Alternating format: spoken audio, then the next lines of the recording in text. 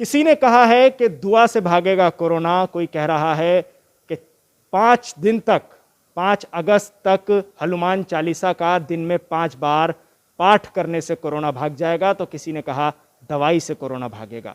देश में अनलॉक की प्रक्रिया शुरू हो चुकी है, लेकिन मस्जिदों में नमाज पढ़ने की इजाज़त नहीं है जमात के साथ, मंदिरों में एक साथ जमा होकर पूजा करने की इजाज़त नहीं है। धार्मिक स्थल पूरी तरह से अभी बंद कर दिए गए हैं, जनता के लिए नहीं खोले गए हैं। अब बकरा ईद का बड़ा त्यौहार करीब आ रहा है, उसी को लेकर हम बात करेंगे मस्जिद फतेहपुरी के शाही इमाम डॉक्टर मुफ्ती मुकर्रम साहब से। मुफ्ती साहब, स्वागत है आपका ANN चैनल पर। सबसे पहला सवाल आपसे यह है कि देश में जब अनलॉक की प्रक्रिया शुरू हो ही गई है, ट्रैफिक चल रहा है, दुकानें खुल रही हैं, तो आखिर सरकार को धार्मिक स्थल खोलने में क्या दिक्कत आ रही है?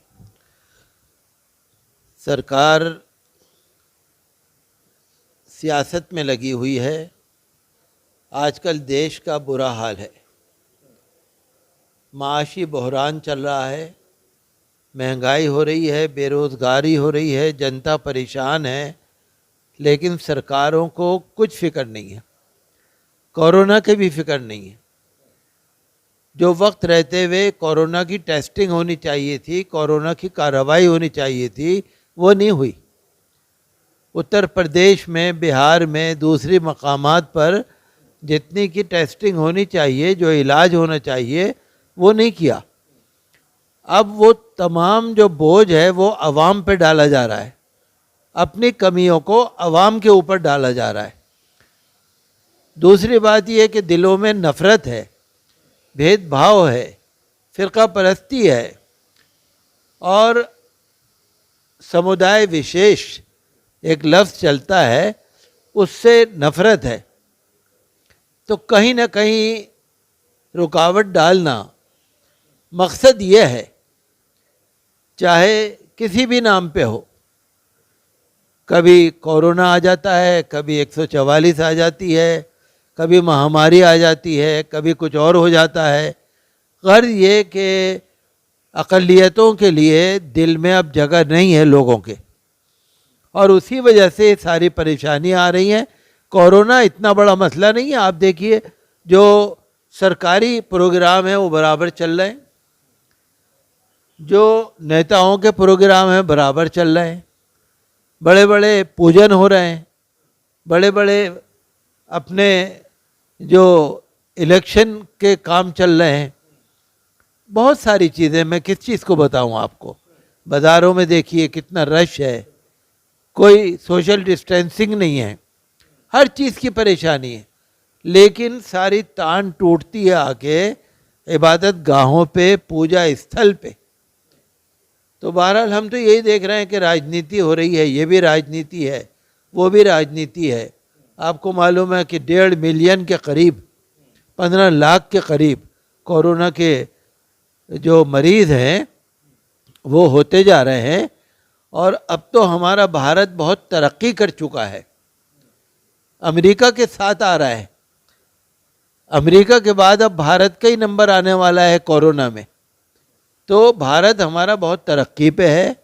कोरोना पहले अमेरिका तरक्की पे था, लेकिन भारत ने मुकाबला किया। अब कोरोना में भारत अमेरिका के साथ आने वाला है। साहब, आपने एक अपील भी की है मौजूदा सरकार से कि बकरा ईद के लिए जो नमाजें होनी है उसके लिए ईदगाहों में, मस्जिदों में परमिशन दी जाए, इजाज़त दी जाए नमाजें पढ़ने की। बिल्कुल, हम आज भी अपील कर रहे हैं। हमारा कहना यह है कि सोशल डिस्टेंसिंग के साथ अगर नमाज पढ़ी जाए, 10 मिनट की नमाज है, 20 मिनट की नमाज है, कौन सा लंबा टाइम है? आप देख रहे हैं कि बहुत सारे प्रोग्राम चल रहे हैं, बाज़ारों में सब काम हो रहे हैं, तो ये नमाज पढ़ने से कौन सी परेशानी आ जाएगी? मुसलमानों ने मार्च के महीने से, 24 मार्च से जो लॉकडाउन चला था, तो मुसलमानों ने हमेशा सरकार का साथ दिया। लॉकडाउन में पूरा कानून का पालन किया, हर चीज़ का पालन किया। लेकिन कुछ लोग ऐसे हैं जिन्होंने कोरोना को मुसलमानों के सर मढ़ने की कोशिश करी। आज भी वही कोशिश हो रही है।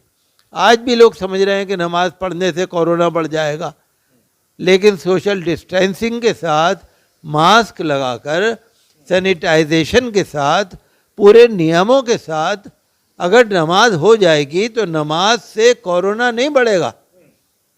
लेकिन लोगों के दिल में जगह ही नहीं है, लोग सुनना ही नहीं चाह रहे, बात समझने ही नहीं चाह रहे। तो मैं तो ये कहूँगा कि नमाज पढ़ने की परमिशन होनी चाहिए, ईद की नमाज की भी परमिशन होनी चाहिए। जहाँ पर परमिशन नहीं है, जहाँ पर लॉकडाउन है, जहाँ पर और बहुत सारे कानून चल रहे हैं, पाबंदियाँ चल रही हैं, वहाँ पर भी स्पेशल तौर से मुसलमानों को मस्जिदों में नियमों के साथ नमाज पढ़ने की परमिशन होनी चाहिए, कुर्बानी करने की परमिशन होनी चाहिए। जैसे भारत जब से आज़ाद हुआ है 70 साल से जो इंतज़ामात होते आए हैं ईद उल अज़हा पर, वैसे ही इंतज़ामात होने चाहिए।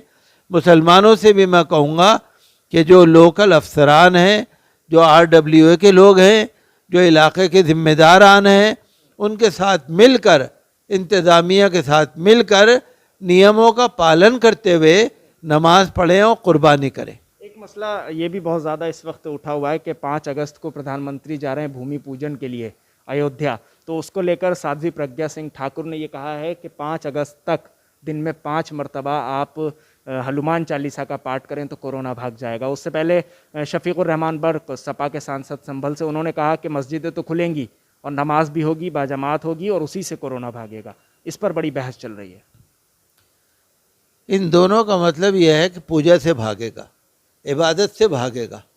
चाहे पूजन करिए, चाहे नमाज पढ़िए, इबादत से भागेगा, दुआ से भागेगा, इसका सबका मतलब यह है। लेकिन कुछ लोग पहले कह रहे थे गोबर से भाग जाएगा, कुछ लोग कह रहे थे मूत्र पीने से भाग जाएगा, कुछ लोग कह रहे थे गोबर का लेप कर उससे भाग जाएगा। तो ये तो देखिए कहने वाले कहते ही रहेंगे, और कोरोना को तो जब भागना है जब ही भागेगा, वो हमारे आपके कहने से नहीं भागेगा, वो अल्लाह का अजाब है। जो अत्याचार चल रहा है, जो जुल्म चल रहा है, जो नाइंसाफ़ी चल रही है, जो बेकसूरों को पकड़ पकड़ के बंद किया जा रहा है, जेलों में डाला जा रहा है, जो फर्जी एनकाउंटर किए जा रहे हैं, जो मुसलमानों को और दूसरे गरीब लोगों को जो बेकसूर मारा जा रहा है, जुल्म हो रहा है, ये मैं तो समझता हूँ कोरोना एक अल्लाह का अजाब है। अल्लाह से तौबा इस्तिग़फ़ार करना चाहिए, तभी भागेगा। लेकिन लोग कहने वाले कहते रहेंगे। इतना तो हमें मानना पड़ेगा कि अगर हम अल्लाह से दुआ करेंगे तो यह अजाब भी दूर हो जाएगा, कोरोना भी भाग जाएगा और हालात सुधर सकते हैं, बशर्ते के इंसान सुधर जाए। आज देखने में इंसान है, चोला बदल लिया, किसी ने कोई कपड़े रंग के पहन लिए, किसी ने किसी रंग के कपड़े पहन लिए, ड्रेस बदल लिया, लेकिन अंदर इंसान का दिल नहीं है, शेर का दिल है। शेर का दिल भी शायद अच्छा होता हो, लेकिन जो जुल्म हो रहा है ना आजकल, जो अत्याचार चल रहा है, और जो मैं क्या बताऊं आपको, किसकी मिसाल दूं, तो मैं तो यही कहूँगा कि जुल्म ख़त्म होना चाहिए। आज भारत का हाल बहुत बुरा है, भारत के अंदर बहुत बुरा माहौल है, कोई कानून नहीं समझ में आ रहा, चाहे जिस पे कोई इल्ज़ाम लग जाता है, चाहे जिस पे केस बन जाता है। तो इसके लिए भारत की सरकार को एक दफ़ा सोचना चाहिए। हमें भारत के प्रधानमंत्री पे विश्वास है, यकीन है कि अगर वो इसके लिए कोशिश करेंगे तो सुधर जाएगा। जुल्म ख़त्म होना चाहिए, जो अत्याचार है वो ख़त्म होना चाहिए, जो नाइंसाफ़ी हो रही है अक़लियतों के साथ, मुसलमानों के साथ, वो ख़त्म होना चाहिए। मुसलमानों को मस्जिदों में और हिंदुओं को मंदिरों में पूजा करने की, इबादत की परमिशन होनी चाहिए। और मैं समझता हूँ कि अगर इबादत होगी, अल्लाह से दुआ करेंगे तो कोरोना ख़त्म हो जाएगा। लेकिन भारत का हाल बहुत ख़राब है, हमें बड़ा दुख होता है। हमें उम्मीद है कि अगर भारत सरकार चाहेगी तो हालात सुधर जाएंगे और अत्याचार और जुल्म ख़त्म होना चाहिए। बहुत शुक्रिया बात करने के लिए मुफ्ती मुकर्रम साहब आपका।